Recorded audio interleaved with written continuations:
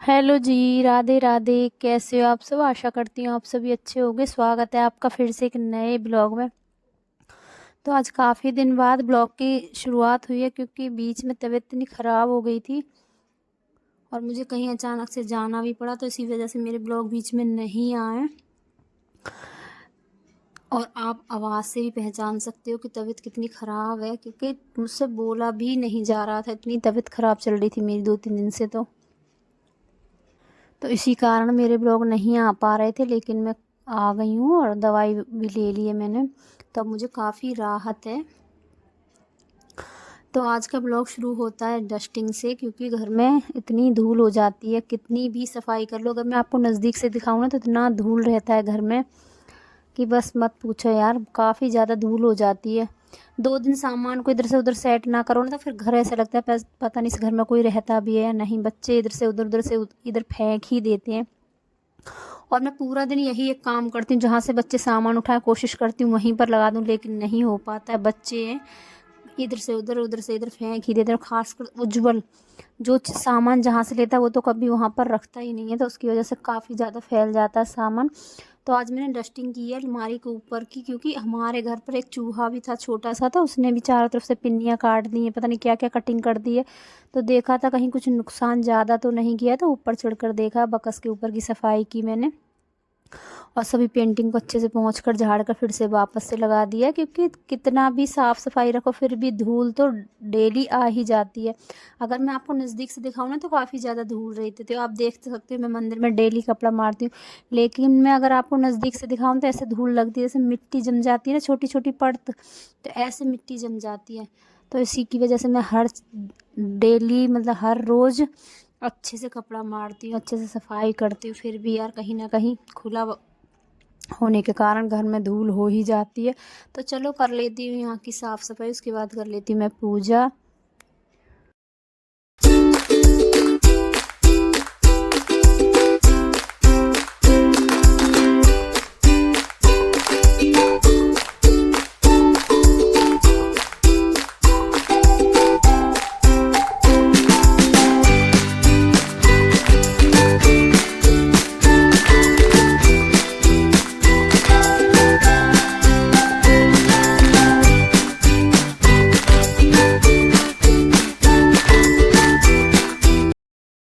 मेरा ये ब्लॉग शायद से 27 से 28 तारीख का है, क्योंकि मैं 28 तारीख को ही कहीं बाहर गई थी, तो शायद से 27 तारीख का ब्लॉग। उसके बाद मैं ब्लॉग नहीं डाल पाई थी, कई दिन पहले से ब्लॉग बना रखा है, लेकिन वॉइस ओवर नहीं हो पाई थी, समय नहीं मिल पाया था, इसलिए मेरा ब्लॉग नहीं जा पाया अब तक।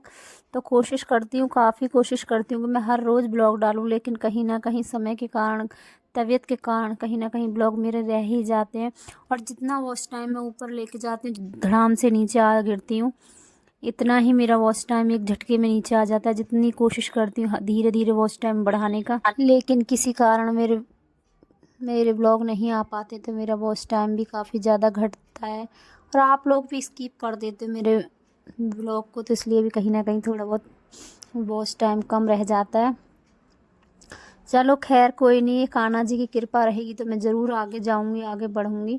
तो यहाँ दोनों कान्हा जी को नहला धुला कर दिया मैंने तैयार, और अब कर लेती हूँ मैं पूजा। उसके बाद बनाऊंगी मैं खाने में आज कढ़ी चावल और रोटियाँ। तो चलो पहले कर लेती हूँ मैं धूप दीप, उसके बाद बनाऊंगी मैं खाना। तो आज का ब्लॉग आपको कैसा लगा? अच्छा लगा हो तो लाइक सब्सक्राइब कमेंट ज़रूर करना।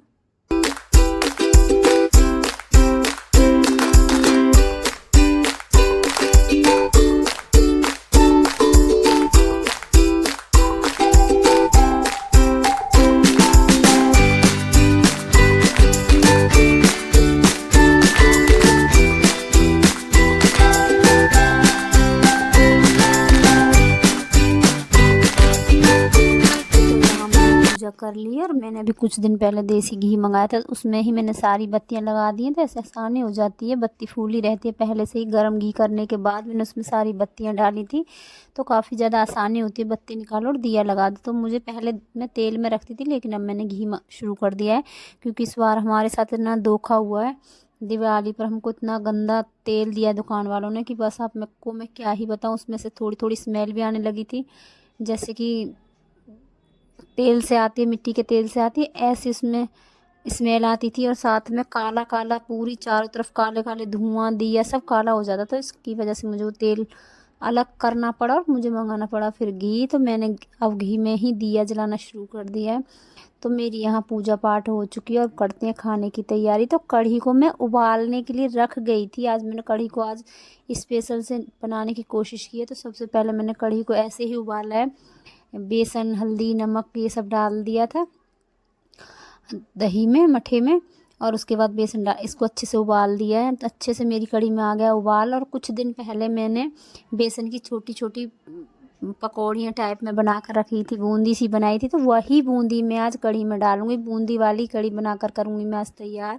क्योंकि जग भर कर मेरी बूंदियाँ हो गई थी तैयार, चाहे रायते में डालो चाहे कढ़ी में डालो।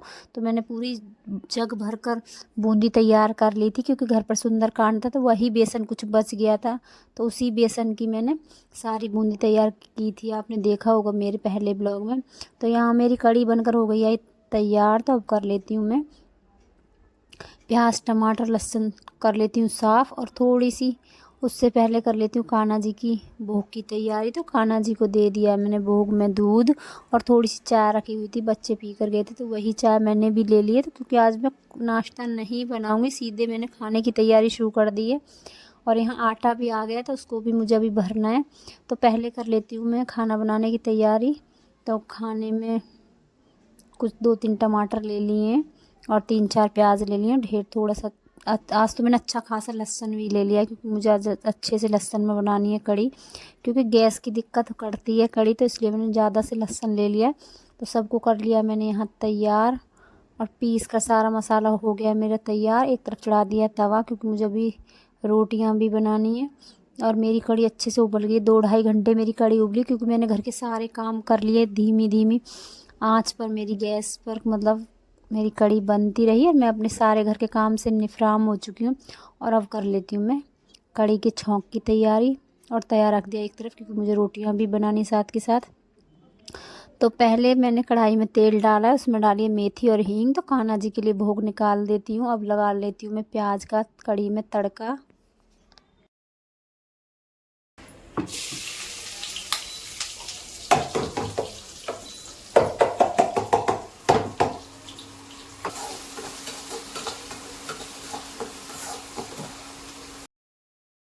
और आज स्पेशल पंजाबी तड़का कढ़ी बनाकर कर दिए मैंने तैयार। सबसे पहले मैंने प्याज लहसुन को अच्छे से भून लिया है, फिर टमाटर को पीसा है, फिर साबुत 2-3 हरी मिर्च काट कर डाल दी, कुछ डालूंगी मैं तड़के पर।